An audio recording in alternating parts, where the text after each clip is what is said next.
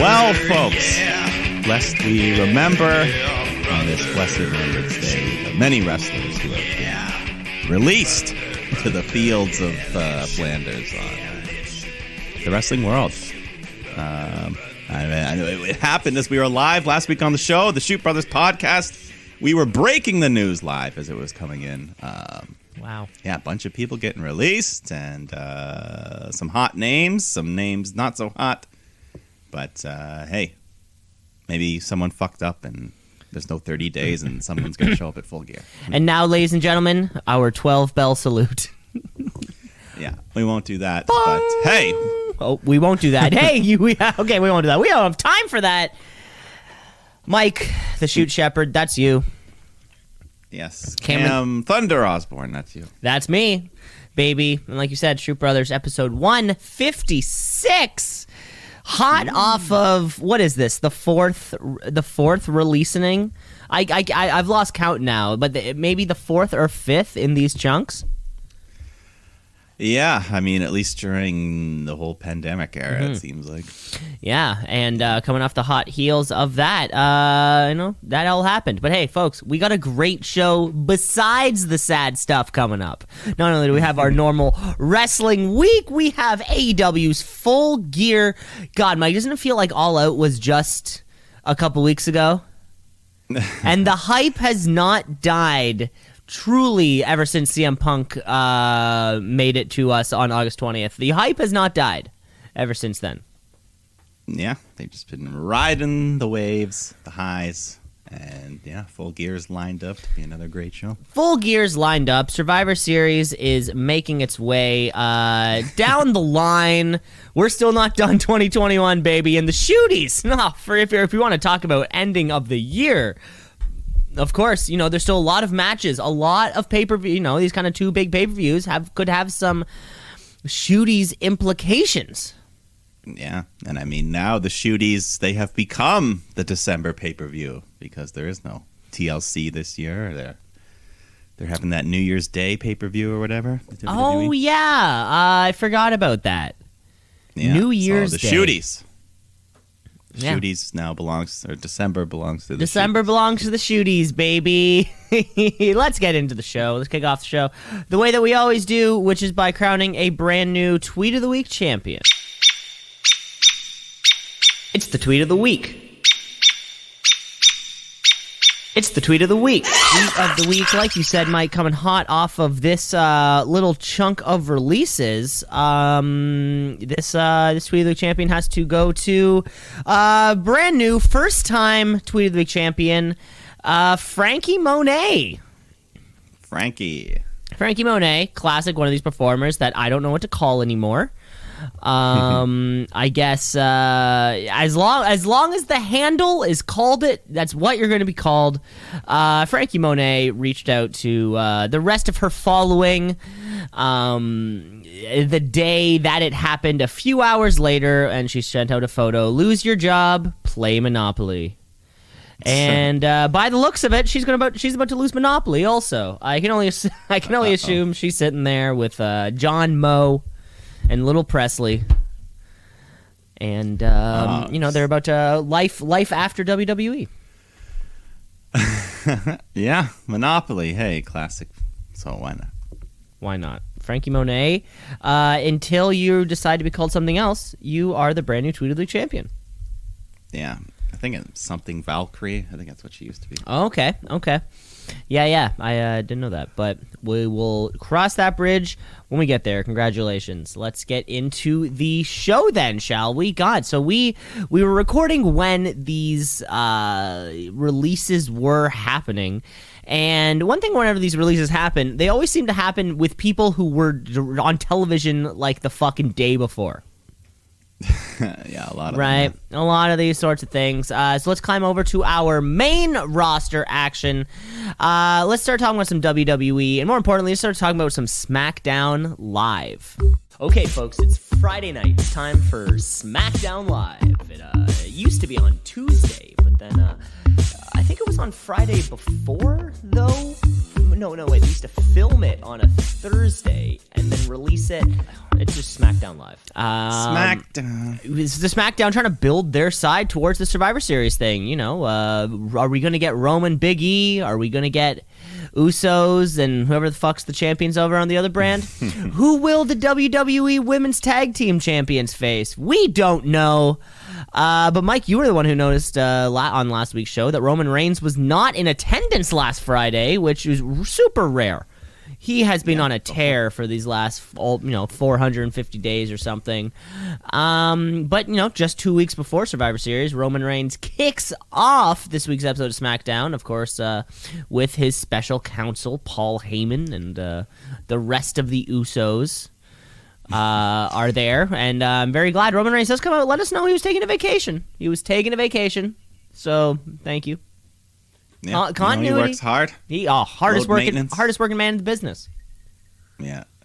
So he comes out, crowd's chanting "You suck," and Heyman and Roman still have a bit of tension there. As,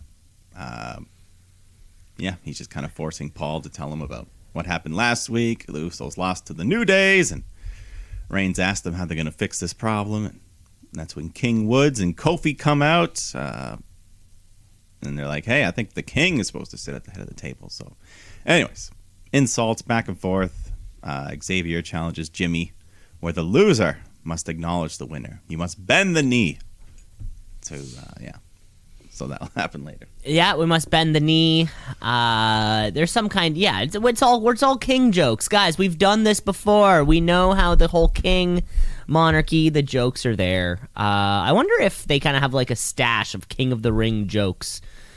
Like how many have been recycled over the 30 years or whatever that they've done the tournament for? They just kind of keep going back to a well.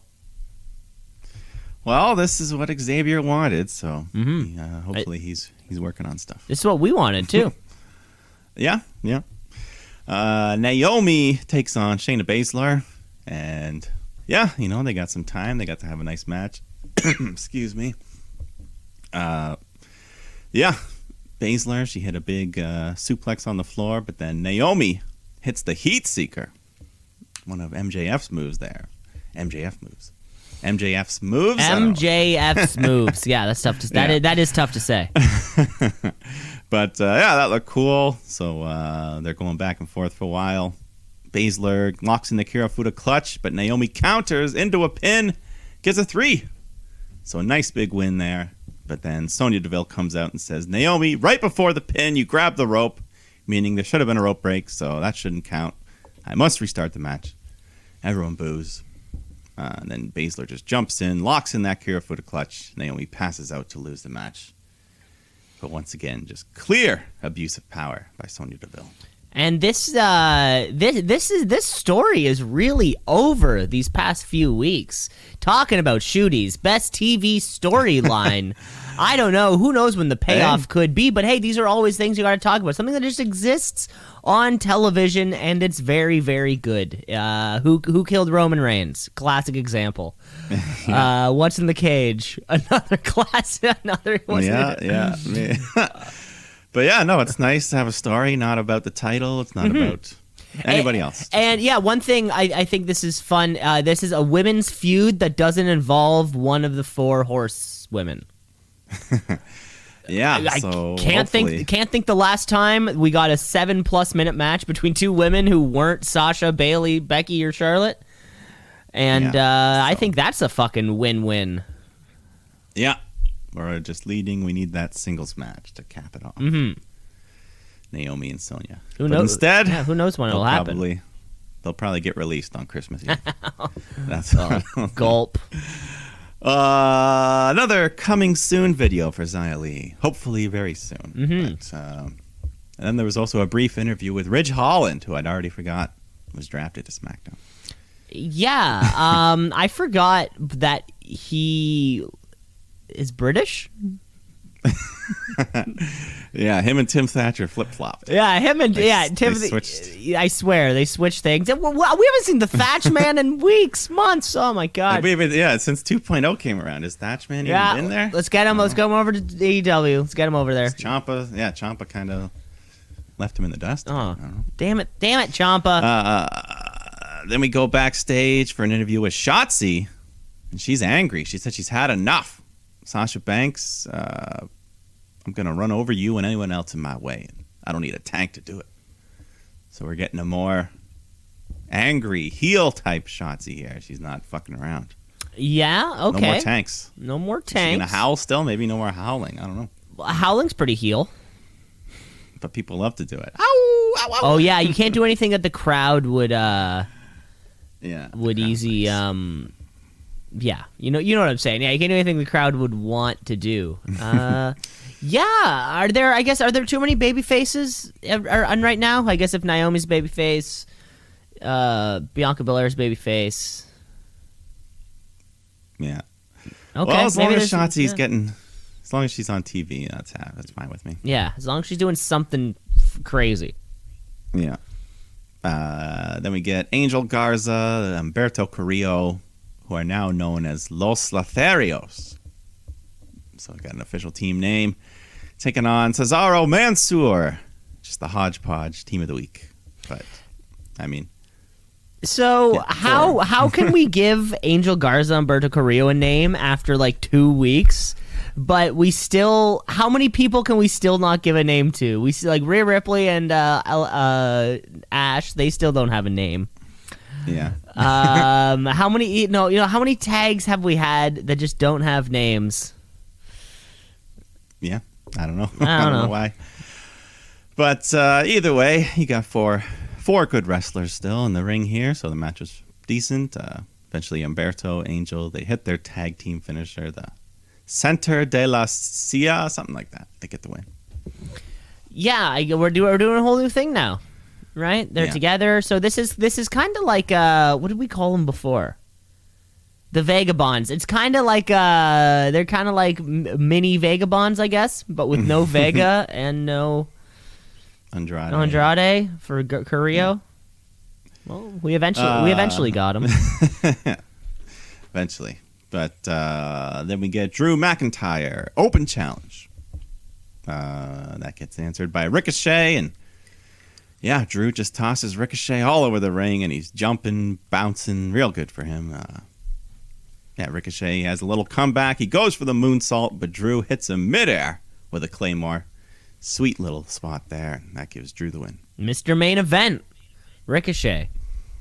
In that he's on Main Event. Every single week, Mr. Main Event. Well, yeah, it was a cool spot though. Mm-hmm. Happy and Madcap are out for Happy Talk, and their guests are the Viking Raiders. And yeah, this is just terrible. Bad jokes, no humor, leads to a brawl, and then a match. But the match wasn't any better than the talk show. It was. I mean, people were cheering for the Viking Raiders. They liked them, so. But yeah, Madcap, Corbin, they just run off, take the count out, loss. So this was, the down moment of the show. I know. You need a finish sometimes. When there's a clear babyface heel thing, you just need a finish to happen. Yeah, especially, we know what we've seen out of the Viking Raiders before. Yeah. And Happy and Madcap, I don't think many people care about them. Yeah, so we get a count out, so this keeps going until next week, until the next week after that, and I don't know. Sami Zayn comes out after with Hit Row, looking like some sort of new alliance, but then they just end up dissing him and putting him on his place, and so he gets mad, leaves. Classic Sami Zayn stuff. Don't ever wrestle and talk for 15 minutes. Yeah. Then we get the main event. King Woods takes on Jimmy Uso, where the loser must bend the knee to the victor. And yeah, it was a good, nice main event spot for these two guys. Xavier hit a real big leg drop off the top rope. Fantastic height on that. Gotta hurt the spine. He loves that leg drop. Yeah, looks real good, but Jimmy fights back. He hits a Samoan drop, goes for the pin. Jay tries to help him, but the ref catches him, so they're arguing. Woods rolls up Jimmy, gets a 3 count. So Jimmy must now bend the knee to King Woods. The crowd's chanting, bend the knee. Jimmy starts to go down and bend, but then Reigns shows up. Superman punches Woods. beats down the New Day. And the Bloodline just stand tall to end the show. That dangerous trio. This was a really fun main event. It's nice. Xavier or King Woods rather gets the win, but he doesn't really win. No one's bent the knee yet. Maybe this could be the best, one of the best stories of the year. Who will bend the knee? Who's gonna bend first? I don't know. Maybe, if that's what you like. Who knows? I mean, maybe they'll get some... I don't know. I guess they can't fight each other at Survivor Series. They can't fight each other, right? But with this Usos New Day thing, it seems like Reigns and Big E are just on this collision course, right? Yeah. Take out the New Day, so you take out Big E's backup. This is some good stuff coming out. Who's gonna come to Big E's aid if they're all wrapped up and bandaged? I don't know, but I mean, he's on the other show. Yeah. So. When do we think Survivor Series actually is? Do we know? I think it's a week from Sunday. A week from Sunday. Okay, so the 22nd. I think that is. Yeah, something like that. Okay. That'll be a lot of fun. Always, Mike, you know what I love about Mike? What do I love most about Survivor Series? The red and blue shirts. The red and blue shirts, baby. Get out your reds and blues. It's time for Survivor Series. That was SmackDown Live. Let's move on. Let's move on through the week. Let's move on through the night because even though it's 10 p.m., it's not time to go to bed. It's not time to brush your teeth. It's time to hop into some hot action over on AEW Rampage. Rampage.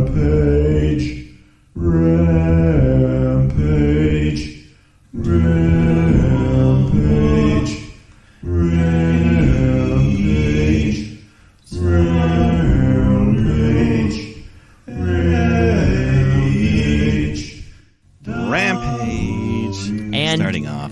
This was a live Rampage.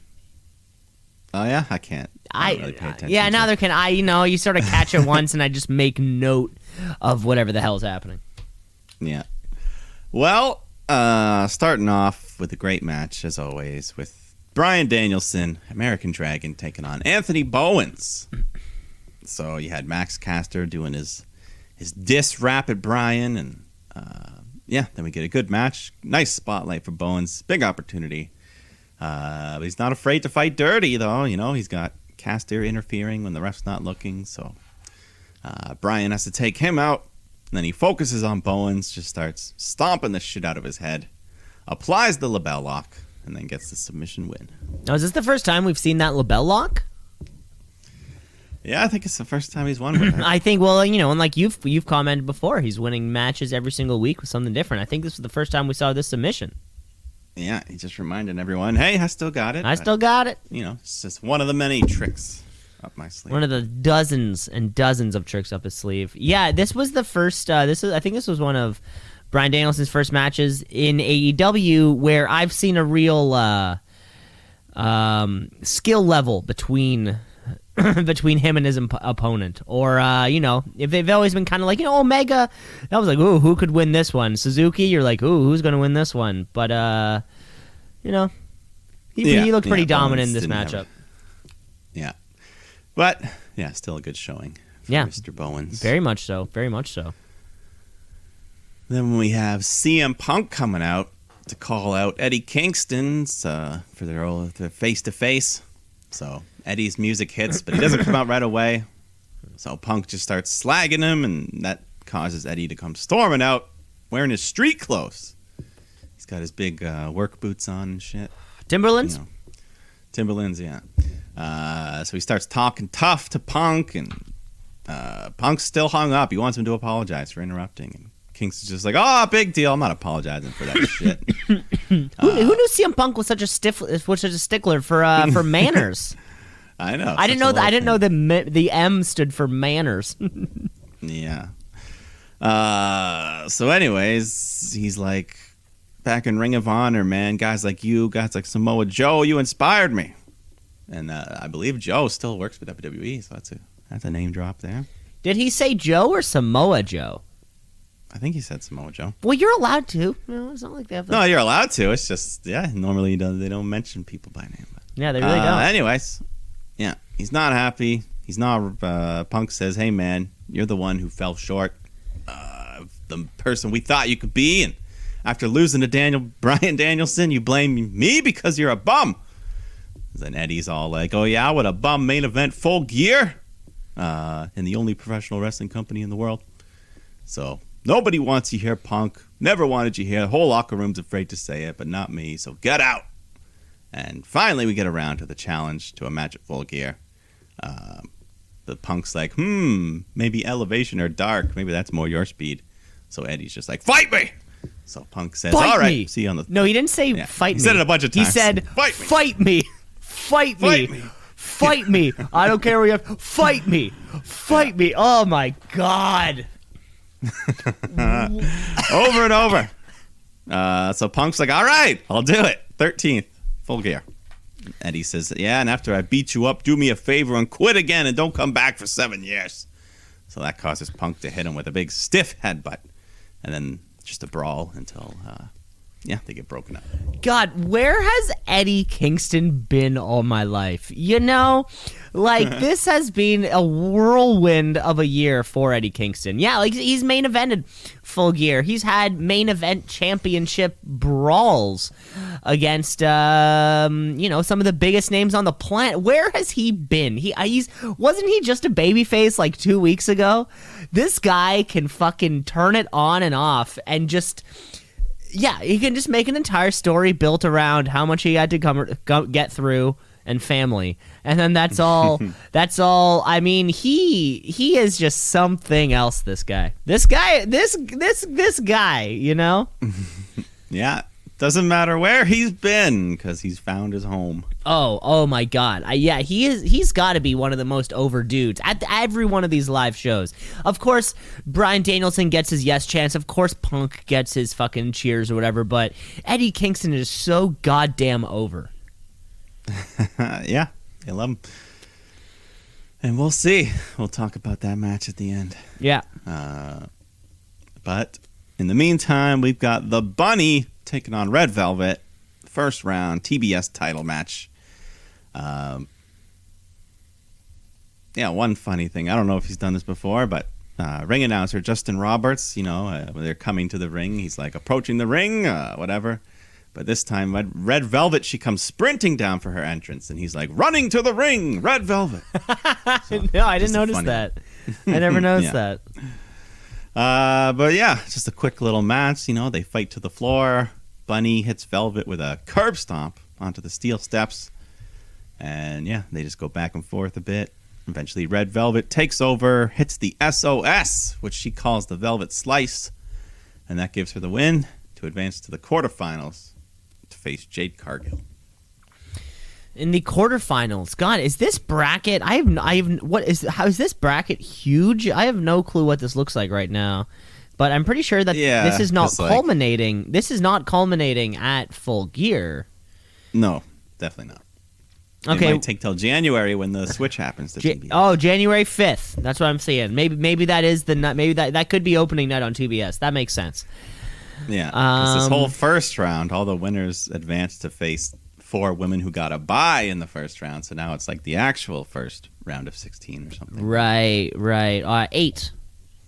8 now, 8, but yeah. Quarterfinal. Mm-hmm. Okay. Okay. But our main event for this show, John Silver takes on Adam Cole.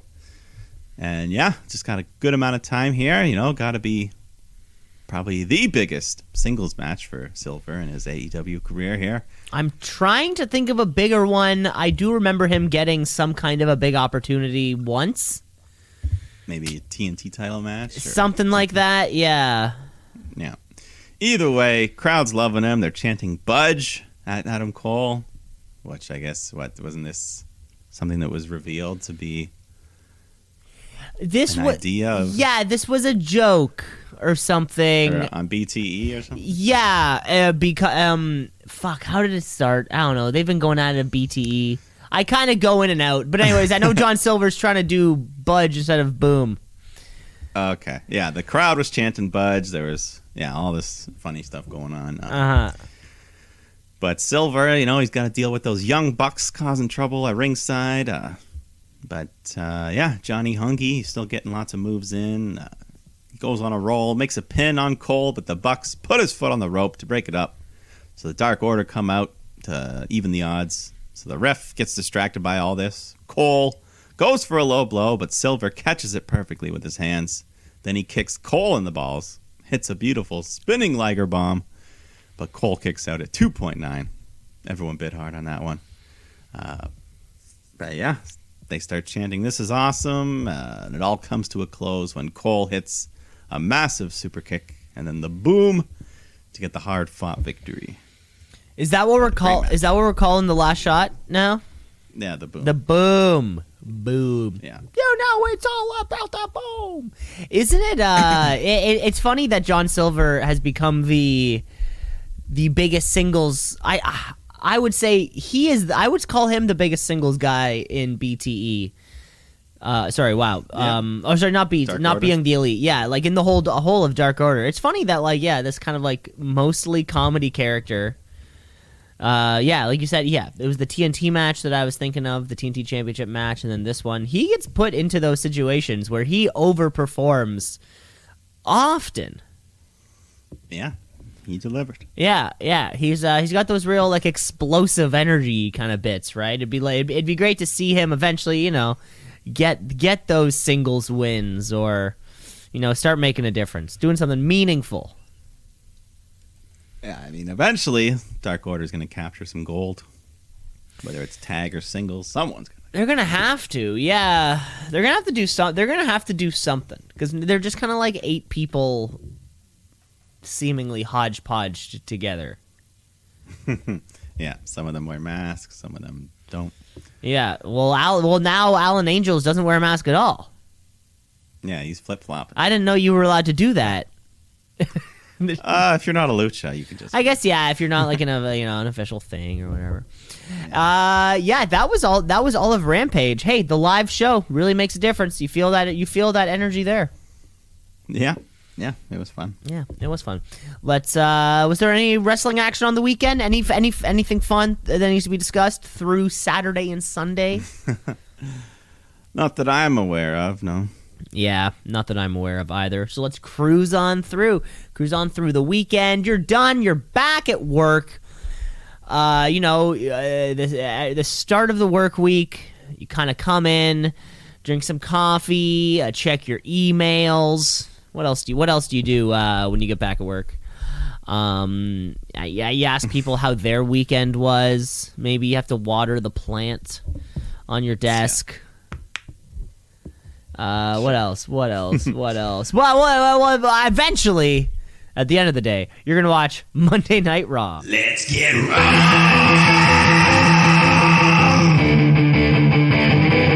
Let's get raw.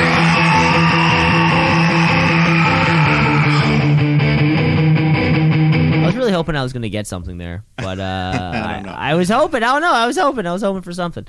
Monday Night Raw because we're still building towards that Survivor Series. Let's hear what these guys have to say by kicking off. God, the best dressed in the Shooty. Best dressed. It is a Shooty Award, and Seth Rollins, the one of the best dressed kind of current performers right now. He kicks off this week's episode of Raw. And did you catch specifically what he was wearing? Can you recall? Well, it was like a blue leather So it's a blue coat. leather trench coat. Okay, so let's go from the layer out from the skin. So from the skin, there was like a long red collared shirt with like a florally pattern, or what kind of looked like almost like red blood cells. And then over top of that was a blue button up all the way, maybe a vest, with another floral pattern, and so the red collar over top of the blue, and then the long blue trench coat. And the blues were not the same blue. They were close, but they were not the same blue. God. That's all. That was my biggest takeaway from the whole segment. Let alone that the burn it. We got a burn it down chant briefly. That popped me hard. Yeah, they also chanted, "You look stupid," at him. Well, you know, you win some, you lose some. Yeah. So, anyways, he just talks about his upcoming WWE title shot and how he's going to lead Team Raw at Survivor Series. Because over the weekend, they just announced the teams on social media. I guess that's what happened on the weekend. That's what happened on the weekend. Oh, my God. Yeah, they just said, here's Team Raw, here's Team SmackDown, nothing to it. I remember one time there was a battle royal type thing. Like you had to earn it in some capacity. Yeah, they've done that. But anyways, yeah. Rollins starts talking about Kevin Owens, says he's a known liar. We go way back. We planned that last week. So, But Owens comes out, chases him off. Yeah. And then the rest of the episode, Owens was just walking around backstage being like, "You believe me, right? You believe me, right?" Look kind of, I don't know. Yeah, this was a little bit weird. I don't know what's Kevin Owens trying to prove right now. That he didn't know Rollins attacked Big E during their match. Yeah, I mean, I don't know. Big E's like, whatever, man, I don't care. Yeah, I don't know why he would. so bizarre. I don't know why he cares so much. Yeah, bizarre. Doesn't matter. Oh well. RK Bro teaming up with the Street Profits to take on AJ, Omos, and the Dirty Dogs. 8-man tag. Typical multi-man stuff. Everyone's coming in and out, getting their spots in. Some guys bickering at their own team. Eventually, Orton gets the hot tag, launches AJ over the top rope, but then Omos just catches him perfectly. Like a fly ball. He just, like nothing. Like, huh. Yeah. But then Omos tags in, starts unloading on Riddle, hits him with the big choke bomb, but he doesn't make the cover. He goes to tag in AJ, but then Ziggler jumps in, steals the tag, and this causes an argument. Omos and Rude start fighting. Ziggler crawls over to Riddle, who's still down from that choke bomb, and pins him and gets a 3 count, even though it was like 2 minutes after the move was hit. It must have been so devastating. Yeah, that was weird. But I guess, yeah, it keeps Omos looking strong. That choke bomb can kill you. Yeah, you're down for 2 minutes. I mean, I think he's only covered one guy actually, like, going down to the mat. He's still mostly just, like, putting his foot on him or something. But, like, every single time, these fucking 8-man tags, WWE, they know this shit like the back. These guys know this match like the back of their hand. How many 8-man tags do you think Dolph Ziggler's ever been in? Over, under 200. Over. Oh, wow. That's so, imagine that. If we count house shows. I am counting house shows. Yeah, just fucking go for 25 minutes. They'll figure it out. Yeah.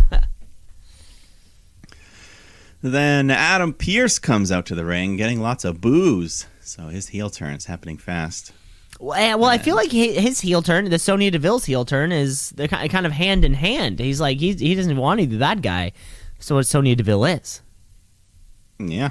Crooked management going on. There's something fishy. There's something fishy up there at WWE. Didn't hear it from me. So he calls Rey Mysterio and Dominic down to the ring.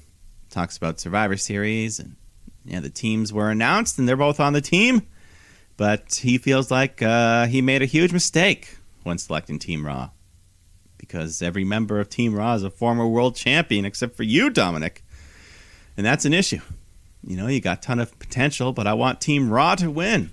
Which, since when I thought Pierce worked on both shows. Why is he picking sides? Why does he care for Team Raw so much? I also thought he worked on both shows. He wants Raw to win despite running both. Maybe I think the goal might have been to put over Adam Pearce as like a slightly more no nonsense heel authority figure, because like he kind of felt like a cuck at various points over the last year. A good cuck, but a cuck nonetheless. Well, he says, Dominic, you're gonna have a match right now, and if you lose, you're off of Team Raw. So Bobby Lashley comes out and Dom tries to put up a fight, gets some moves in, but he's clearly outmatched by the Almighty. Just beats the hell out of him, Ray tries to stop it, but Lashley just kicks him down, slams Dominic all over the place, hits a big spear, followed by the Hurt Lock to get the submission win. So Lashley is now on Team Raw. And this is the first time we've seen Lashley since losing to Goldberg in Saudi Arabia, but that's not kayfabe, so that doesn't exactly count. So he can bury Dominic. That's all good. I guess, adding Lashley to the team, either does it make like Lashley Ray Mysterio a thing? Is that the next feud? Or I don't know. You know what I'm saying? Yeah, I guess so. There's not many mid cards going on here on Monday Night Raw now. I mean, this kind of fills that position. Yeah, we haven't been seeing much of Priest and the U.S. title. A couple weeks ago, we did. Remember, he had a new outfit, New entrance. He had a new theme song, and he wore more guy liner. That was it. But yeah, you're right. We haven't seen him a lot since then, so I don't know. But he'll probably be taking on Shinsuke Nakamura, right? I guess. Oh, yeah. I didn't even mention that. Guess so. Big E comes out to take on Chad Gable, who's getting a nice big match here, and showing off those great technical wrestling skills. Hitting some massive suplexes, big moonsault. But, he just can't match the size of Big E, who takes over, gets his moves in, hits the big ending to get the win. But good showing from Chad Gable. Just let him wrestle more often. Yeah. After the match, we got a stare down, Big E and Otis. And this is the beefiest clash. This is a real beefy clash. You put Drew and Omos in a ring. That's a different level of beef. Even like Brock and Drew is beef. That's beefy. But that's different than Gable and Big E beef. I'd love to see it. And there was a still I saw online of, when at the end of the match, they're kind of staring down. Whoever that ref is, it was just the look that this one photo caught of him, kind of getting between the two of them. The look on his face is absolutely ridiculous. So I gotta put over that ref. All right. Reggie takes on Drake Maverick. 24/7 title match. You know the deal here. But I guess the big thing, the long reign of Reggie, is over as he gets rolled up by Tozawa, who wins the title.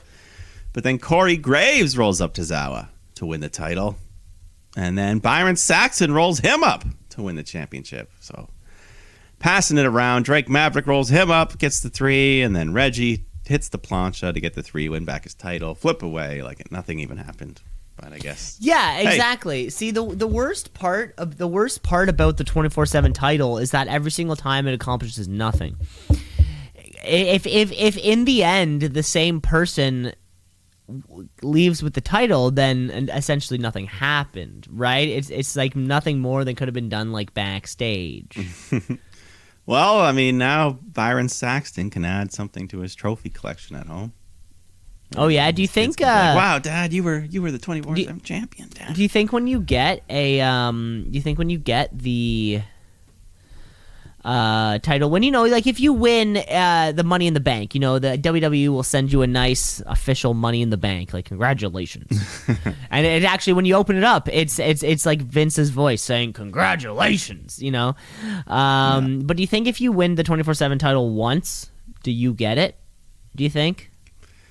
Maybe. So I'm saying, like, does EC3 have a replica 24/7 title? I mean, he can just buy one. Does Maria Kanellis have a? She should. I would. I mean, if it was the only title I ever won, I'd put it up. If the only title, Gronk, he's got one. Yeah, Gronk. He's probably got that framed. He's framed above his bed. Yeah. But let's move along because we've got a fatal 5-way women's match. Rhea Ripley, Bianca Belair, Liv Morgan, Queen Zelina, and Carmella Winner gets a title shot here. And, Becky Lynch looking pretty awesome on this, doing commentary. She had like her hair was wild. Crazy. Must have Best taken hair. hours. Best hair. Yeah, best hair is a thing. I mean, It's a thing. yeah, and she had some cool shades, just looking badass. Well, the women had a good match. Yeah, Carmella, Zelina, the heels working together, but of course it all falls apart. Bianca picks Zelina up, hoists her over her head, and just tosses her to the floor. Big fall there. Yeah, Ripley, Bianca, they have a good back and forth. Rhea hits the Riptide, but Liv Morgan breaks up the pin, and then she hits Rhea with the Oblivion off the top rope. But Zelina breaks that up, so Belair gets a hold of Zelina, hits the KOD, but then Doudrop shows up out of nowhere, yanks Bianca out of the ring, knocks her out. And during all this, back in the ring, Liv is able to get Carmella in a crucifix, hold her down for the 3. So Liv Morgan has won herself a title shot. And this has got to be the first title shot. Her first. I would assume so. At least the singles, yeah. Yeah. But yeah, I like it. That'll be fun. Becky versus Liv. Who knows? Whenever that'll be. Becky versus Liv. Who knows? The Bianca Belair being taken up by Doudrop. Could boost things. I think it's time to fucking ditch the name, though, right? It's gotta be. It's gotta be time. I mean, fucking. So Eva Marie's gone. That went nowhere. She's clearly going to be the. If these two are going to feud, Doudrop, she's clearly the heel. Because I think stop doing the little dancing. Stop doing the little fucking dancing thing, the fucking weird, lollipop thing, and you go back to Piper Niven and just rock it from down there. Yeah, that's what they should do. But I don't know who's booking this. Oh, we know who. Not me, apparently. The main event, though, Kevin Owens takes on Seth Rollins. And, yeah, they just gave these guys a lot of time. We've seen some great matches from them in the past. And, yeah, just more of the same here. I think literally you and I have seen a match between these two in the past. At the episode of... We went to a Raw 4 years ago or something. We saw this match. I think it might have been for the Intercontinental title or something. I think it might have been actually for the Universe. I think he was Universe. I don't remember. No, yeah, you're right. You're right, yeah. Anyways, Owens hits a pop-up powerbomb, but Rollins kicks out of that. So they fight to the floor. The ref starts counting. Seth makes it back in the ring. Owens goes to get in the ring, but Big E's just kind of standing there, unintentionally blocking him. But so much beef in the way that Owens stumbles, can't get back in the ring. So he gets counted out, loses the match. So Owens is pissed off. He hits Big E with a big kick to the head. Pop-up powerbomb to the edge of the ring, and he just keeps beating up, freaking out, screaming, beating up Big E until the officials come and separate them. Yeah, these guys were having a hell of a match before the finish, though. Yeah, great match, mostly, but that was a pretty weird ending. He just stood in his way, and he's like, "Oh, I can't get by you," so counted out. Yeah, well, I guess the heel Kevin Owens turn or something. Yeah, that's what it is. I guess that's probably what it is. I guess if he's beating down Big E, then hell yeah. But it seems like we have a couple challengers for this WWE Championship in the next coming weeks and months, even, right? Seth Rollins still has a claim to that. He won that ladder match a few weeks back, and KO seems to be none too impressed by whatever the hell's happening. So, Raw went from being something kind of stale to post-draft, this is sweet. I don't know. Fucking Liv Morgan's got championship opportunities. Otis is right there. Kevin Owens. Seth Rollins. I mean, this show has fucking done... as far as I'm concerned, this show has done a 180 then... I don't know, maybe even like this time a month and a half ago? Yeah. So the draft did its job then. Freshen things up. And there hasn't been a single brand-to-brand invitational. It's that's great too for me from a logistics point of view. That was our whole episode of Monday Night Raw. Mike, should we take a break?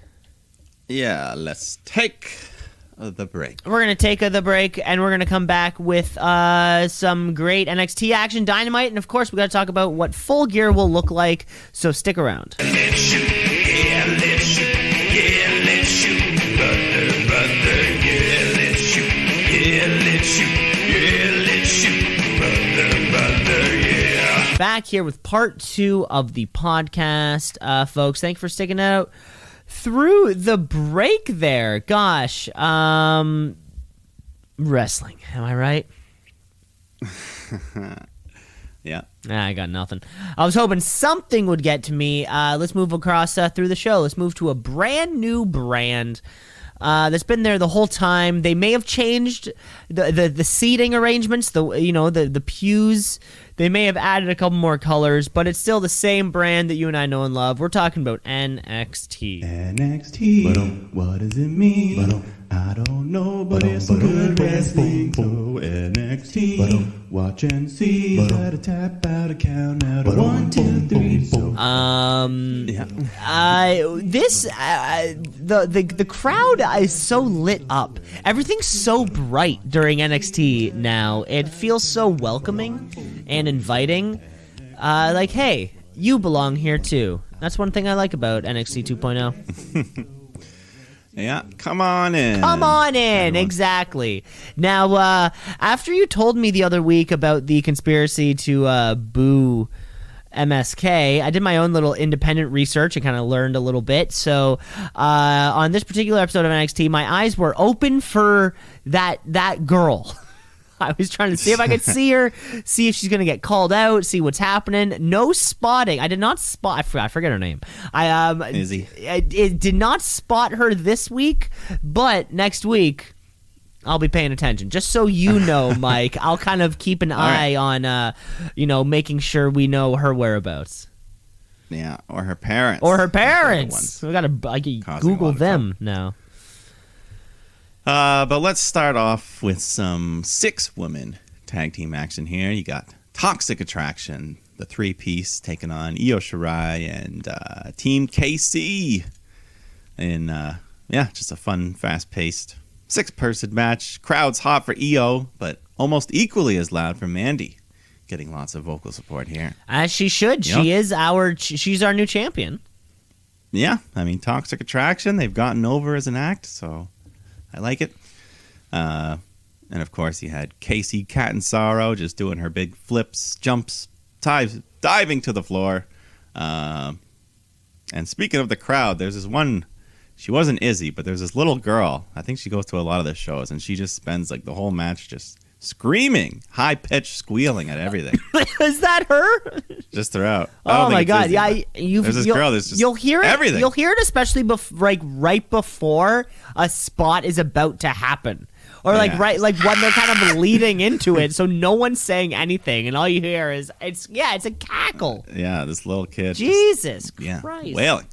But anyways, she's having fun, I guess. As long as you're having fun. Io hits her big moonsault on Mandy, but the pin gets broken up. Eventually, the match comes down to Gigi and Carter. Gigi hits the move. I think it's called the Uncaged. But that's her finisher. Gets the win. So Toxic Attraction continues their dominance of the brand. Yes. Yeah, started slow. The action picked up. And, if the goal, we're protecting Toxic Attraction right now. They've gained control of NXT. And, they need wins to kind of keep that going, And Io Shirai wasn't doing much with, what was the other? Zoe Stark. Anyways, that can kind of sit on the back burner. That doesn't really matter. This is only the beginning. It's only the beginning of this new women's division. Yes, but where does Io fit into it? As we've been saying, it feels like she's done everything in NXT. Yeah, Mandy Io, we haven't done that yet. But, give Io Shirai one last ride. Yeah, that could be a big win to fully put over Mandy even more. Mm-hmm. But who knows? In the meantime, we got some more women's action. Kaylee Ray taking on Saray. Battle of the Rays. Just a hard-hitting bout. Both women looking to kind of move up the chain here. put on a pretty good fight. They eventually work their way to the floor. KLE hits the KLR bomb to Saray, slamming her on top of the announce table. She throws her in the ring, hits a second KLR bomb, and that gets a 3 count. Yeah, it happens. It happens. You know what? Too many of these matches, and I feel like I said it maybe last week or whatever it was. When you sneak through a lot of these 3 or less minute matches, they all you kind of start to lose them all.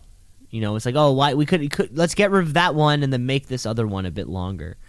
There's a few of those on this particular night for me. I felt it. Yeah. It happens. It goes that way. Yep. We had Joe Gacy taking on Boa, who has now just absorbed Mei Ying. He's got the face paint on, and he's kind of doing her mannerisms. I mean, he started off good. The crowd was chanting for him. And then the lights start flickering as he channels that inner demon. He grabs Gacy with the Mei Ying claw. Just starts choking him out on the ropes. But he won't break the hold. So the ref counts to 5. We get a DQ. Gacy wins. Yeah, so we've pretty much said goodbye to all of Tian Sha, or the Mei Ying thing. It felt more like a Finn Balor demon type presentation. It's sort of like, how do you make it different from the lights going down low and then however it is? And at one point, it felt like they were playing music during the match. Were they? At one point, his kind of after when his transformation. Yeah, I thought that was real weird. It made it feel very inauthentic. Mm-hmm. You know, because there was a whole other element kind of going on. Yeah, I don't know. I mean, maybe they're trying something slightly supernatural. Yeah, I don't know, but Tian Sha is really kind of falling apart. It completely. I think we might be able to say R.I.P. Tian Sha. Yeah, I mean, still waiting for Xia Li to debut on SmackDown. I still have. Yeah, it's Remembrance Day, folks. So put on a poppy and remember Mei Ying. Do we know the name of that performer? The one who was Mei Ying? Mei Ying? I have no idea who it is. Yeah. Okay. 'Cause I'm not sure if that was one of the names. She only fought like one match. Once, maybe. I think she may have taken on Raquel Gonzalez once, maybe. Yeah. Anyways, at one point there was this backstage promo with Ikemen Jira and Kushida dressed as like wrestlers. Dressed with like big ear ear guards, you know, and the singlets, that whole thing. But basically, their whole message was, "I'm Japanese, you're Japanese. Hey, we're partners." And I don't know. The whole thing seemed kind of, I don't know. This was not very good. I know what you're saying. I don't know what's allowed and not allowed anymore. It seemed, like they were making fun of them for being Japanese or something. I don't like that. I don't know. I didn't like it, but let's see them in action because they're a team. They're called Jacket Time. Jiro and Kushida, they like jackets. Yeah, I don't know if it was. Jiro never I don't know if it was a bit or a reference to something. I mean, those wrestling outfits. Why were they wearing those? They weren't even wearing them when they came out to fight. So yeah, doesn't matter. They're taking on the Creed brothers here, who just toss these poor guys all around. But Jacket Time, they have a comeback. They get some offense in. The crowd was into it. So it ended up turning into a pretty decent match here.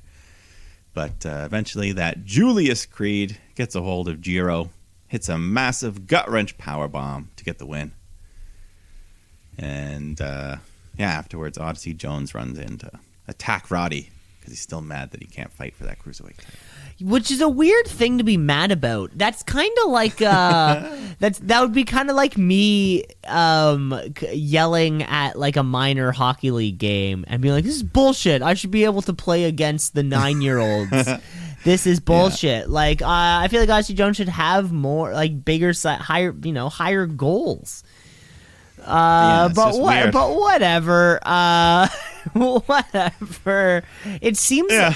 Well, I mean, the cruiserweight really is opposite everything Vince McMahon wants for NXT, right? He wants young beef, and Roddy Strong is old chicken. You know what I'm saying? He's too lean. Yeah. He's too lean for the brand. The cruiserweight championship almost needs to be like a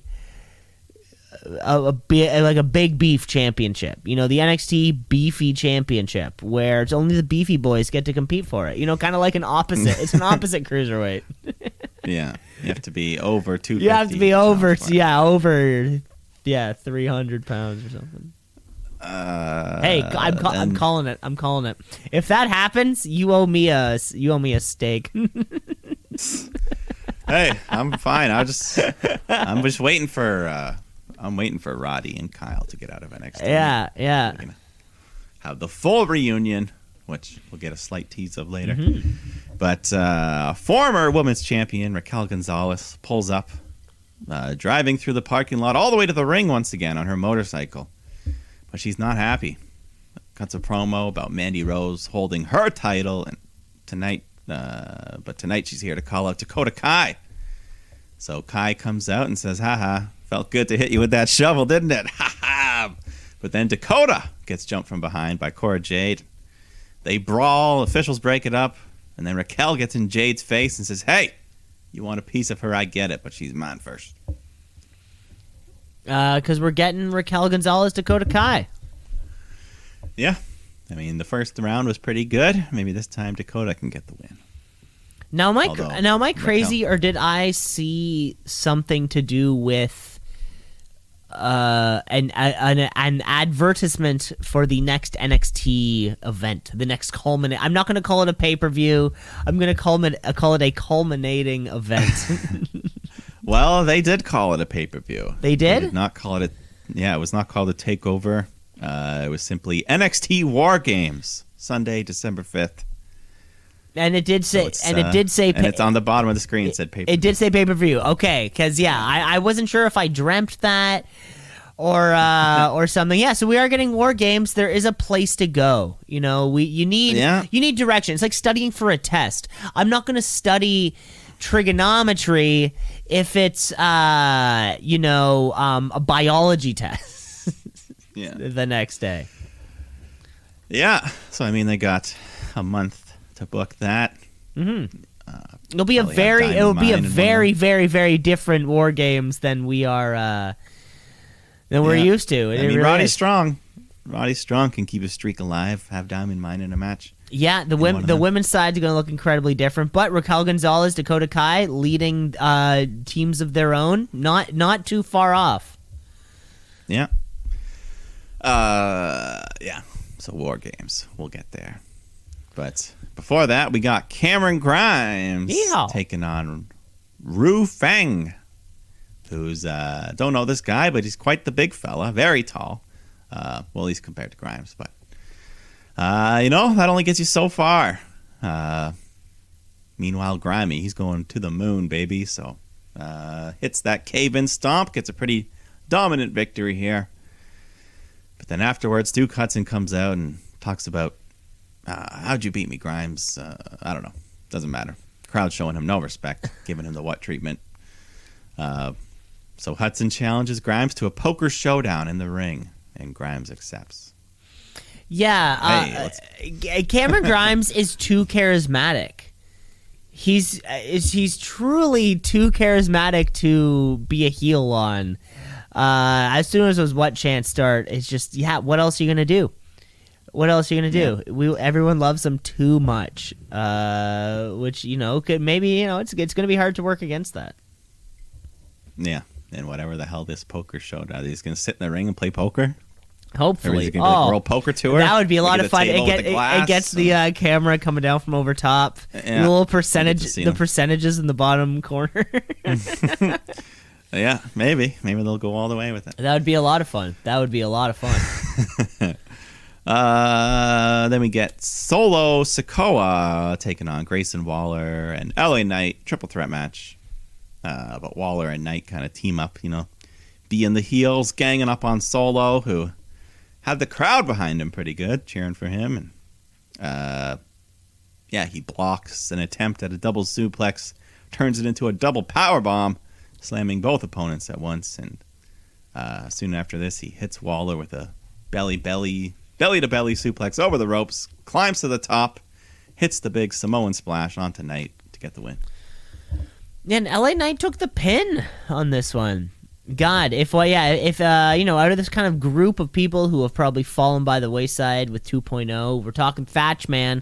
Gotta talk about LA Knight too. I feel like LA Knight is a perfect contender, to lead, and it's just because he's like 40. He's just he's too old for what they probably want to book, and it's which is too bad because I really did enjoy the $1 Million Man saga. Yeah, that was a lot of fun. $1 Million Championship. Yeah, like that was a lot of fun of NXT through the summertime, and I don't know if this is it. If this is it for LA Knight, if this is his RIP. I think. I don't think. I don't think he climbs much further than this up the card. Maybe a North American title thing here or there, but I think that's his ceiling, really, that they have for him. But let's go to some more fresh blood. Elektra Lopez takes on Erica Yan, who we've never heard of, but that usually means she's going to get destroyed. So Lopez dominates, hits a big spin-out powerbomb, bit of a messy landing. Yan landing up high, but Lopez gets the easy win off of that. But it was too easy. She gets on the mic after, calls out Zion Quinn. Says, hey, you impressed me last week. How would you like to join Legado del Fantasma? And Quinn says, Elektra, you are amazing, but I just can't get down with Legado. But there's this lusting romance in the air between the two. A real Romeo and Juliet thing going on. Well, also, I didn't know that Lopez had creative control over Legado del Fantasma. I guess maybe she had a conversation with Escobar beforehand. I mean, Escobar was nowhere to be found. And he was nowhere to be found on the entire show. So I think that my biggest takeaway was that she has like hiring power. Yeah, she definitely, of the three of them, she was in charge tonight, that's for sure. Have we ever, has there ever been a Romeo and Juliet angle? I'm sorry, I'm hung up on that now. I mean, probably. Okay, yeah. I don't know if like one came to mind. You were like, yeah, they did it once and specifically like that. And like it involved Stephanie McMahon or something. Like she was the female character and then, Yeah, afterwards, Legado, they try to attack him for turning them down, but he ends up dumping them to the floor. So Elektra goes to slap him in the face, but he catches her hand, twists her around like a tango dancer, pulls her in close, and then he walks off with that sexual tension. Just, you could cut a knife. You could cut it with a knife. You could cut a knife.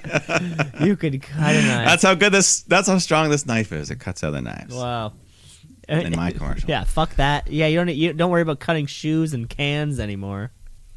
Yeah, but so out of nowhere, Zion Quinn has just developed into this tango dancer that captivates you with his moves. I don't know. See, I would love it if they flat out did a Romeo and Juliet, and just like some writer, Vince is like handing out like a contest or something. Hey, if you win the contest, you get to write NXT for a month. It's like it's like he's like instead of like giving a Christmas bonus or something, right? He lets somebody write a month of NXT, and then that person just writes an episode like a Romeo and Juliet play out, or like an episode they write out one of their a favorite episode of theirs of a sitcom or something. That's all I can think about now. That's all I can think about would be writing a professional wrestling Romeo and Juliet. God damn it, Mike! Well, you got it on my mind. We gotta keep moving on. I can talk about this for hours. Yeah, wait till next week. Got you hooked. But the main event for this week's episode of NXT, Carmelo Hayes takes on Pete Dunne. Yeah, I mean they're both kind of heels, but I guess Dunne playing more of the heel role in this one, fighting nasty while Carmelo's doing a bunch of high-flying moves. And Dexter Loomis shows up at ringside to do commentary. Well, hey, just kind of sit his there. version of He commentary. puts the thing on his head, but he's just sitting there. At one point, Carmelo hits a code breaker that Dunn just sold amazingly. He just flipped forward off his head. It was incredible. Crowd chanted, "Holy shit!" Yeah, that was the I've best never code seen a breaker I've holy ever shit. I've seen. never heard a holy shit off a code breaker. Yeah, that was amazing. Match was great. Crowd was chanting, "This is awesome." Late in the contest, Trick Williams pulls his shoe off. He's ready to nail Dunn with it, but then Dexter stops him.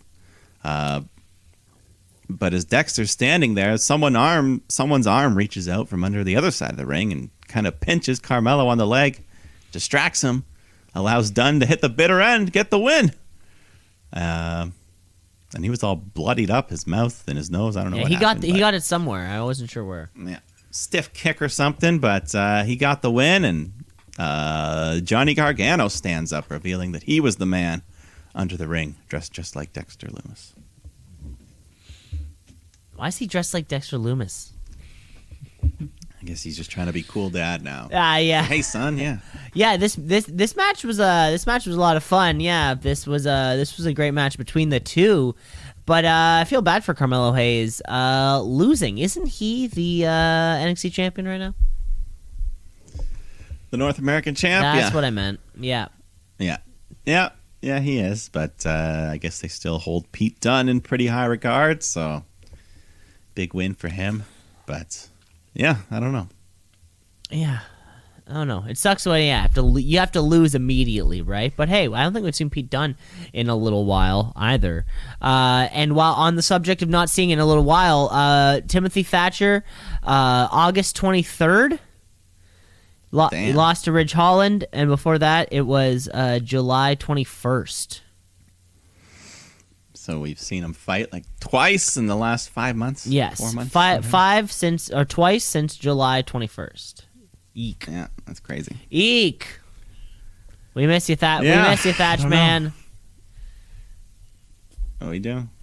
Yeah, I mean he survived the release, so I don't know. If they still like him. Yeah, at this point you would think if they're getting rid of people who were just on TV the day before. He's still around. But yeah. You would have to think that if they're getting rid of people the day before they were on television, 3 days after they were on TV or whatever, you would have to think that they're safe.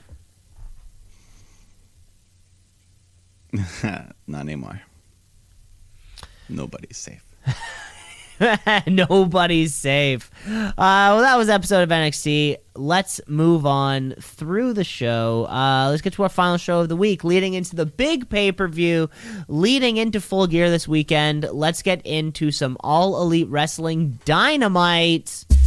AEW, All Elite, they coming for you, Vince. Better watch out. It's too sweet. Baby. Wednesday night. Every single one of these cards comes up, and every AEW pay-per-view is unique in its own way, special, and damn fun. Yeah. And that's the same for every Bryan Danielson match, as he seems to be the master of just kicking off these shows lately. So we just jump right in. Bryan Danielson taking on Rocky Romero, who appears to be friends with Orange Cassidy and co. And yeah, just another, another guy. He's not on the level of Bryan Danielson, but he puts up a good match here. And I mean, you're always going to get great wrestling with Bryan. So, yeah, just good back and forth. Romero puts up a good fight, gets a couple near falls, but Bryan just hammers away, stomps his face, and then locks in the Tequila Sunrise to get the submission win. Now, He's done it again. Is that another new one? That's another new one, yeah. Jesus. So it's like his mission to just not repeat a finish.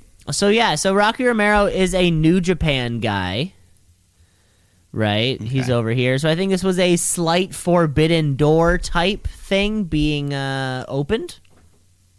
Yeah. Well, it was cool. Which was fun. And like you said, you need a show to you need to kick off your show. Just throw Bryan Danielson out there. Like shit, like we're running out of time. Like, what are we gonna do? What are we gonna do? Oh, I can wrestle for 10. Fucking let me do it. Oh my god. Yeah, easy. We're so lucky, aren't we? Yeah, it's been great. Then Tony Schiavone's in the ring to interview the Inner Circle, but on their way out, they get attacked by American Top Team.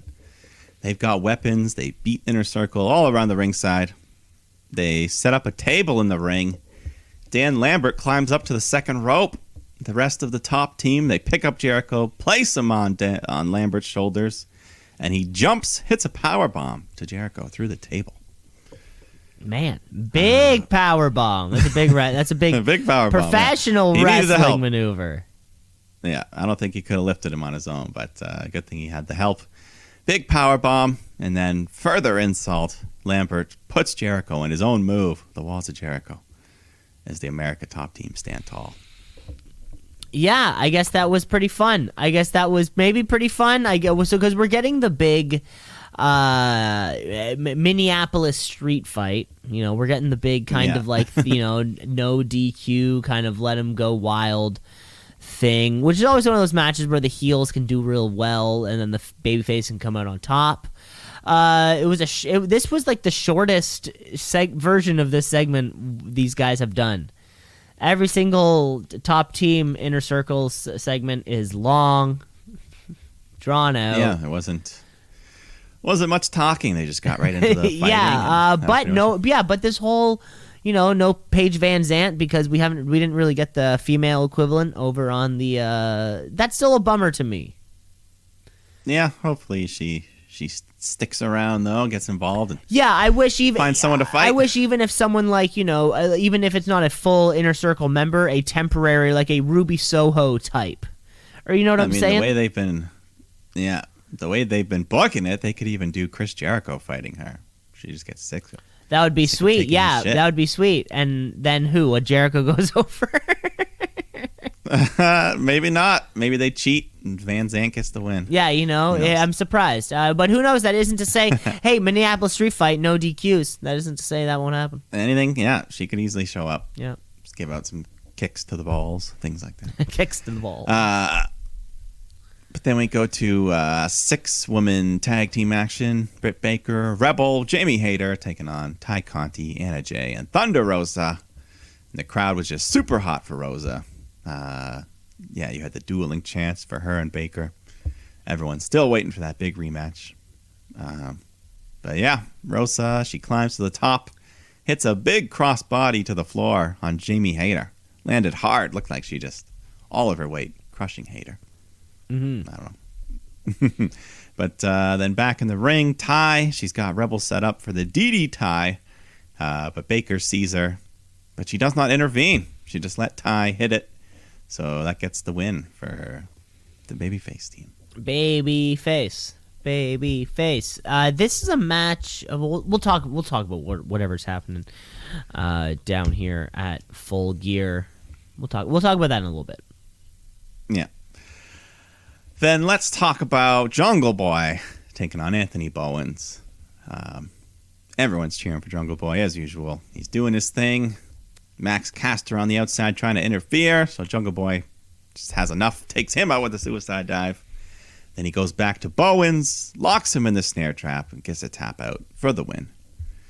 So just keeping his momentum going. And one thing that's fun between between the Dark, the Elevation, the Rampage, and then now this. So this is the second we just saw Anthony Bowens on Rampage, right? He just he lost to Bryan Danielson, but it's funny how you can put a guy on 2 straight shows with 2 good performers.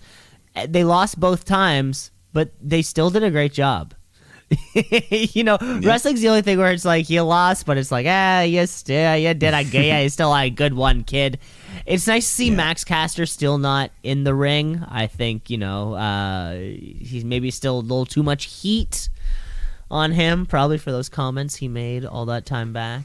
And fucking Jungle Boy, what is he, a pillar? What did MJF call them? Pillars, right? The 4 horse pillars. Just the pillars. Okay, just the pillars. Never mind, just the pillars. But yeah, so Jungle Boy, he celebrates the win when Bobby Fish comes running out, attacks him from behind. Just beats him up, hits a stiff suplex right into the ropes, drops him on his head. So Christian and Luchasaurus have to chase him off. But he ends up running backstage where Bobby Fish, he walks up to Adam Cole and the Young Bucks. And Matt says, "Hey, Fish, here in AEW, there's no dispute. It's the era of the elite." Like, So, you motherfuckers. big time. I just pictured Hunter sitting at home. He's like In his bed. like, Stephanie, they did it again. Yeah, he's got an IV in his arm and a remote. in his hand. He's like, damn it. rewinding the television. Every. He's still got a TiVo. He's still got TiVo. He knows how it works, so he's using it. He's got his big fucking dogs sitting around him. I don't know if you've ever seen photos of these motherfucking things. Holy, they're the biggest possible things you can ever picture. So yeah, that fun little reference there, and but then at the end they're like, if he vouches for you, we're cool. So hey, that's cool. halfway That's cool. there. Do you think Adam Cole would vouch for Kyle O'Reilly and Roderick Strong? Because that'd be pretty cool too. yeah, I think sooner than later. Imagine Hopefully. that. Imagine if that happens and we get like blood and guts, but with with them. Yeah, pretty much. That'd be funny. It's possible. Yeah. I think. Well, never say never, right? Yeah, not in the wrestling world. Or in life. Never say never, kids. I guess Say yes to everything, ever. Always. So someone on the street offers you meth. Say yes. Okay. Wheeler Yuta takes on Wardlow, but Wardlow just kind of pummels him around, hits him with 4 massive power bombs back to back to back to back. The crowd was loving it. They were just chanting one more time after each one. So he just destroys him and then sets him up in the corner, lifts him up, and then just lets him fall down right into a big knee strike to get the dominant win. A bit of a different finish there for Wardlow. He didn't do the F10. He didn't do the F10 like he normally does. Yeah, but still, dominant victory. Afterwards, the Hardy family office come out. They attack Orange Cassidy and his buddies. And Hardy puts Cassidy's head in a chair, hits a twist of fate, slamming his neck. Now, I don't know if you heard, Mike, this entire OC Best Friends group are part of a new faction. Did you hear about this? Did you see this? Did you hear about this? No, what is it? Ba-gow, bow, bow, bow, ba-gow, bow, bow, bow. Is it the beat? Did you see this? What's the Seinfeld? deal with this was like right before this edition of AEW. None other than Kazuchika Okada invited the Best Friends, OC, Chris Statlander, and Wheeler Yuta to be a member of the New Japan Chaos faction. Whoa. Have you seen this? Have you heard about this? Yeah. No. Yeah, so that's pretty the wild. big news involved in this New Japan faction. That, of course, Kazuchika Okada is the head of. Tomohiro Ishii is also in it. There have been some names. Some names have passed their way through these halls, the likes of Will Ospreay, Naito, Shinsuke Nakamura, Jay White himself. So how did this come to be? How does he even know Orange Cassidy in them? No idea. Just saw. Or is he just like, I like you guys. You can be in my group. Just saw the clip. I assumed Yeah. they maybe met one time at a party. I feel like, has Orange Cassidy ever even wrestled in Japan? He's never wrestled in Japan, but that doesn't say that the door is not the forbidden door has not fully closed ever. No, I think that thing is left. It's got one of those, the thing you slide out to keep the door open. Exactly, the little slider. Oh well, Little fucking slider. everyone thought Okada was going to show up tonight. Huge spoilers. Everyone thought Okada was going to show up tonight. By the way, he doesn't. But yeah, that was what everyone was talking about on fucking like Twitter and shit. Well, hey, save it for Saturday. Pay-per-view, baby. Well, I mean, fucking save it for Saturday, but still. Hey. Ho ho. Let's go to the next match. Dax Harwood taking on Pac in a very solid bout here. At some point, there was some blood. I don't know what happened. Pac got his back cut up or something. Yeah, how does your back get cut? I don't know. Maybe the knee brace or something of Dax got cut. I don't know. Doesn't matter. They fight their way up to the top rope, and Pac hits an awesome sheer drop brainbuster off the top. Looked crazy. So a bit later, Tully, he decides to try to interfere, which allows Dax to hit a big brainbuster of his own for a 2 count. And then a nice rebound power bomb, and crowd just getting super hot at this point. Real good match.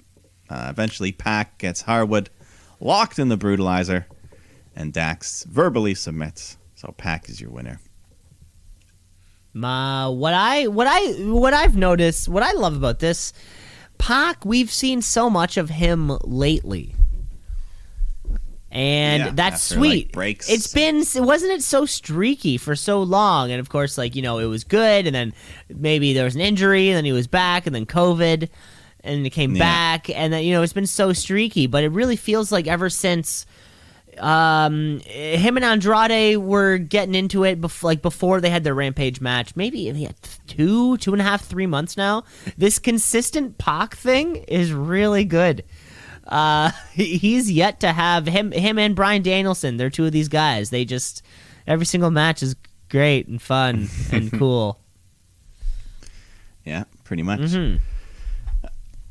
But after the match, FTR, they jump him, start beating him up, and then the lights go out. They come back on, and Malachi Black and Andrade are there, and the 4 of them all working together to beat down Pac until Lucha Bros run out with Cody to help and just get a big brawl. Yeah, the big thing, of course, the baby faces, or the de facto baby faces, stand tall to close the segment. Yep. But the final segment for the show, Tony's back in the ring to host. Well, the contract before the signing. final segment, I think there was one more match. There was another match. Matt Sydal and Lee Moriarty taking on Dante Martin and Leo Rush. The AEW Dynamite debut of Leo Rush. How did I skip that? I know That was before the Pac match, that I was think. before, but sometimes if you flipped it around, I wasn't going to give it to you. I thought you couldn't move past this, one, because what a fucking match, and two, Leo Rush coming out in the full white Power Ranger fucking thing, and not even like a version of it. No, it was a full body piece white Power Ranger costume. I thought you would have been all up on that. Yeah, no, I didn't mean to skip over that. It was a real good tag match. Leo Rush looking good in his Dynamite debut, and Dante Martin continuing to be big potential star there. He's the one that gets the pin after hitting that nice double springboard moonsault. Yeah, like you said, the potential to be the star. And Leo Rush will sit there and put somebody over. Sure, fucking. I feel like he's a nice guy, and he's got other shit on the go. And after watching after watching Dante Martin in that one YouTube video, I'm on board. He's a cool guy. So let's go. Let's go. But yes, back to the ring with Tony. To host this contract signing for the world title match at Full Gear. Hangman Page, Kenny Omega. We bring both men out. Hangman keeps it pretty simple. Just says, the sooner I sign this, the sooner I get to beat your ass for the title. And he signs. And then Kenny takes a bit more time, just kind of insults the Hangman, but he's not fazed. Kenny signs it, but then afterwards he's like, no matter what happens, I want to be able to shake your hand one last time. They shake hands, and Kenny says, good job, Hangman, I'm proud of you, and walks off. And that's when the cameraman attacks Adam Page, takes off his disguise, reveals it's Don Callis underneath. He had a fake beard, he had a fake mustache. He did a good job hiding. But that camera shot, it busts open Hangman's head. He's bleeding, and Kenny sticks his dirty fingers on his scalp and uses the blood to sign the contract as we go off the air. Oh, that was so cool. I don't know how they did that. I don't know if it was a perfectly done blade job, maybe. Yeah, I think it was a quick little. However the fuck they did it was perfect. And with that final segment, God, the potential end of an era, when it does come to Dynamite. But let's talk about that more on the this coming Saturday. I guess we have one more Rampage to tie up any loose ends. Let's just get right into the pay-per-view then, Mike, shall we? We've got Full Gear this year, live from Minneapolis. I think home of the Bucks. No, that's Milwaukee. Shit. They got the Vikings, the Wild. The Wild, baby. That's what we're home of. Okay. Timberwolves. The Timberwolves. That's who I was thinking. Yeah, I said Bucks. Jesus Christ. Yeah. They wish they had the Bucks. They do. A lot of cities do. But they got Full Gear. So, shall we? Dive right into it. Who's going to book this one? You or me? It does not matter. Okay, you book it. You can have okay, I'm going to book it. I'm taking it. I'm taking it. Pre-show. Okay. We got the pre-show coming up this week. We got what? Nyla Rose and Jamie Hayter taking on Hikaru Shida and Thunder Rosa. Yeah, just warm up the crowd match. Let Shida Rosa get the win. Everyone will be happy. And this is, I guess this is our only. So this is the second or one of the two women's matches on the night. Also worth noting. So, God, how are we going to kick off the night? What better way to kick off our Full Gear pay-per-view than the way that we've kicked off every single All Elite Wrestling show for the last 3 months? Let's fucking throw Bryan Danielson out there. He's going to take on Miro. Now, this is the final for that AEW World Championship Eliminator Tournament. The winner will get a future championship opportunity. Yeah. I mean, obviously we all know Miro was a late sub into this match, but, very different style from Jon Moxley, but I think we'll still get an excellent match. Bryan will find a way to win in another way, and everyone will be happy once again. And we will all rejoice.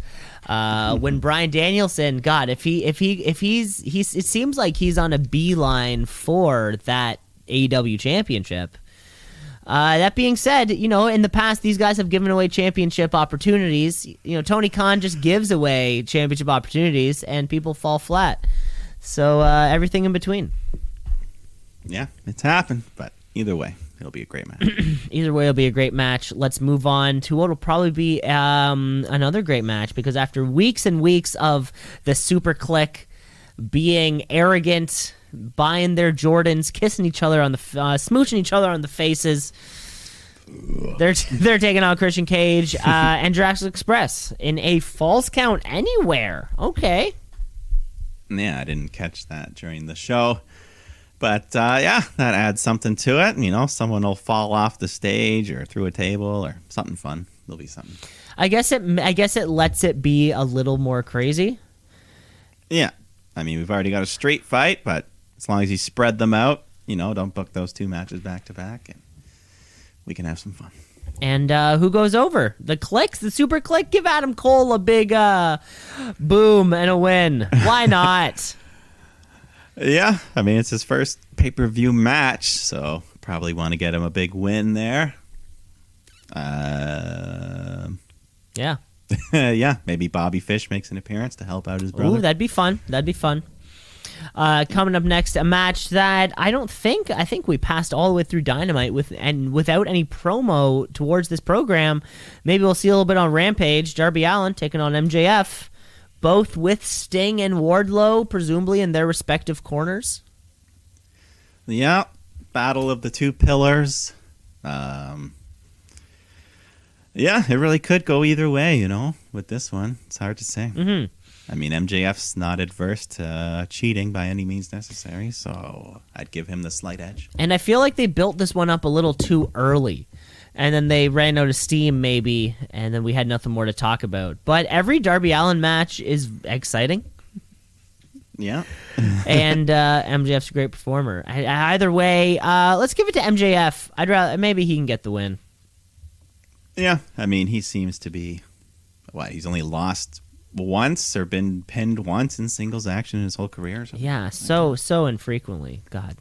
Yeah, so, I give the edge to You're giving the edge to Maxwell Jacob Friedman. Let's move on to some more tag team action.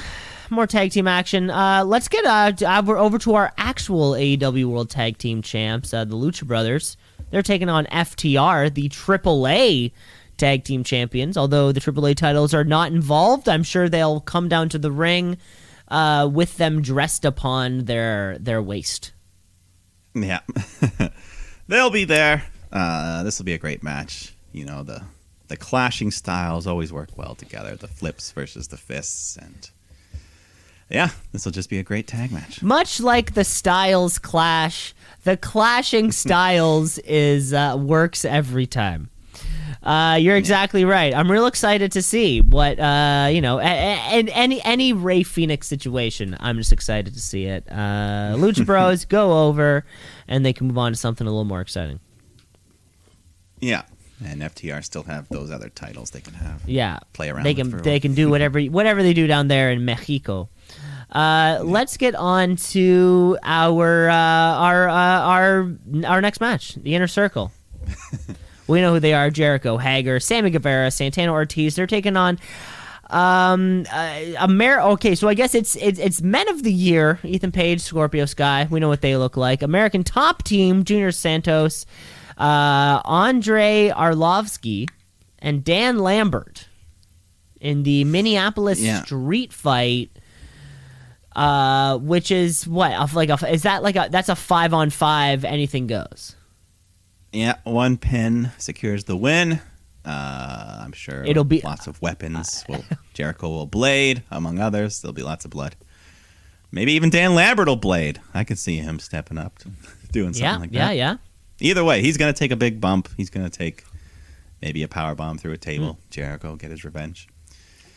But at the end of the day, who's getting the win? The Inner Circle? I see no advantage to Top Team getting the win. Three of those guys aren't even.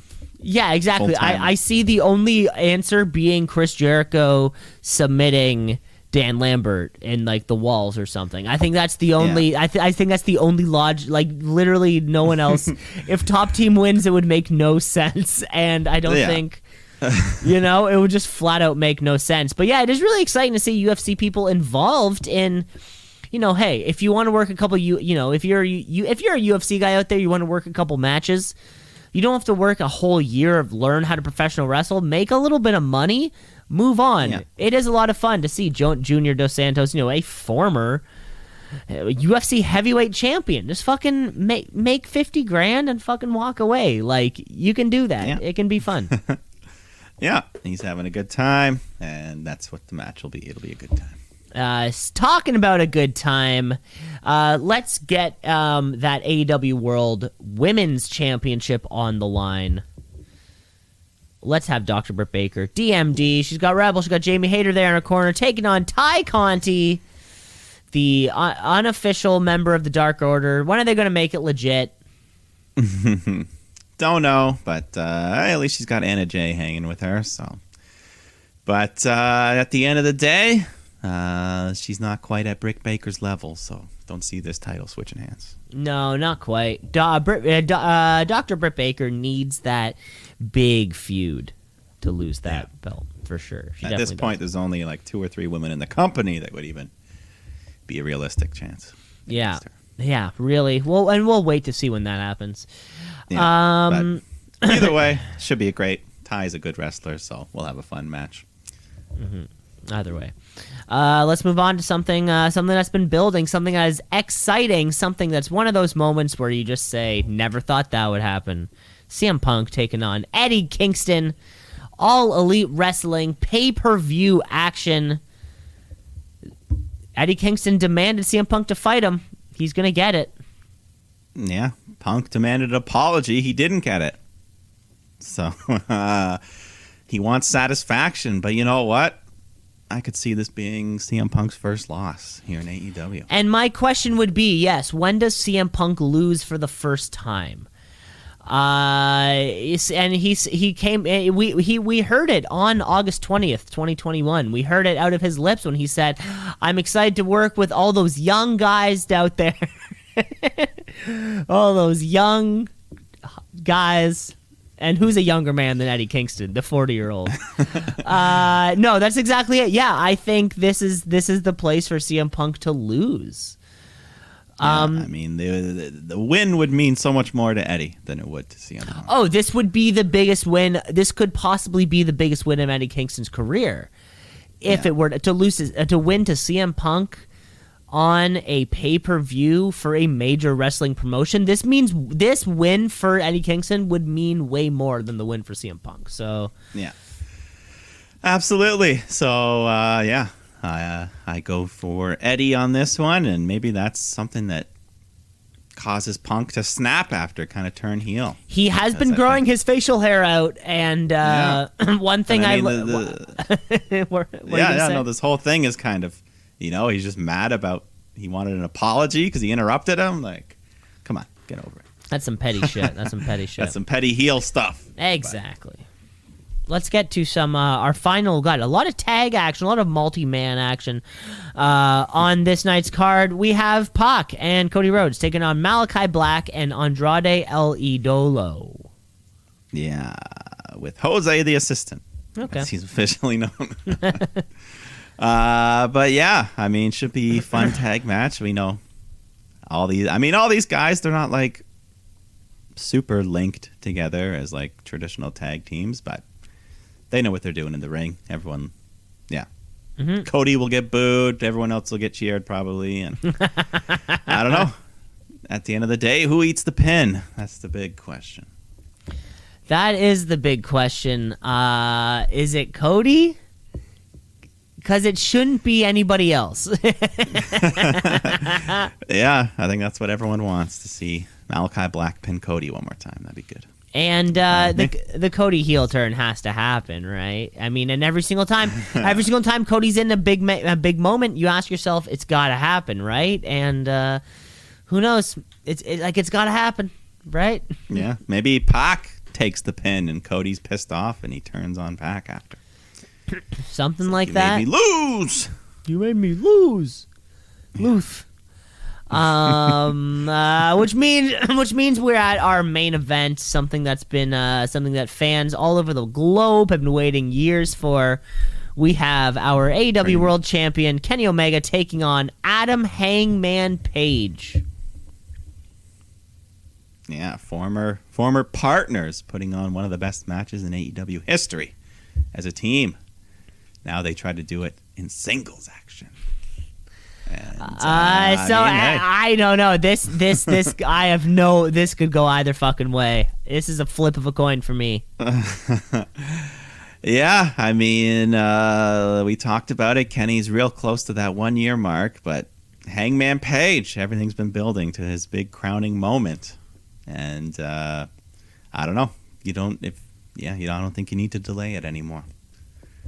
He went away. He had a baby. I think they were ready to do it at All Out. But then other stuff happened, so now Full Gear is his time.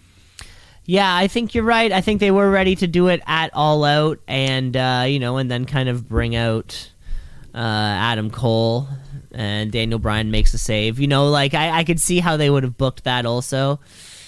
God, but I mean, how many times did we think Kenny Omega was going to beat Kazuchika Okada before he did? I think like twice, right? It could really go either fucking way on this one. I would super not be surprised.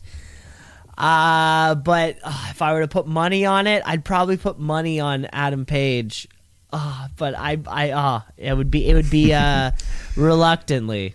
A small bet. Do we see? Yeah. I'm we, leaning Paige, I think. Yeah. Do we see Well, Bray? that's the thing. Do we see Bray Wyatt show up? Yeah. Is there a big end of show debut or anything? Yeah, Bray Wyatt. He's one of the big names, obviously. I mean, I think we'll see someone show up. I don't know if it'll be on the level of Bray Wyatt. Maybe even in the middle of the show, someone random. Who knows? But that'll be fun. I hope we do. That is all of the Full Gear card, and that's all of the time that we have for the show, except for our final segment, where we've got a Wrestler of the Week. With the Wrestler of the Week. Wrestler of the Week. Of the Week. Of the Week. The Wrestler of the Week. Of the Week. Of the Week. Wrestler of the Week. Of the Week. Of the Week. The Wrestler of the Week. Mike, throwing all the action over to you. What you got? I'll give it to John Silver this week. Just nice main event match there on Rampage. Hung in there with Adam Cole, had the crowd believing he could win. And he's always good. John Silver. John Silver, always good. Johnny Hungy. Yeah. Congratulations. This was a pretty week for me. In terms of in-ring stuff. Why is that? Well, I guess we're kind of like a week into the pay-per-view and then 2 weeks into whatever. But just for wearing that ridiculous outfit, Seth Rollins. Maybe I'll throw it at you right there. For you, a confident a confident light blue leather trench coat. Not everyone can pull off that look. And if you can, then you got to work it. Okay. That's all the time we have for the show. Thanks for listening, folks. Rate, review, like, subscribe. The show is everywhere. We'll be back next week with the Full Gear Fallout. Will we have a new AEW World Champion? I truly do not know. Yeah, no idea, but can't wait to find out. Can't wait to find out. Thanks for listening, guys. Mike, you take care of yourself. Yeah, we'll see you next time. Shoot.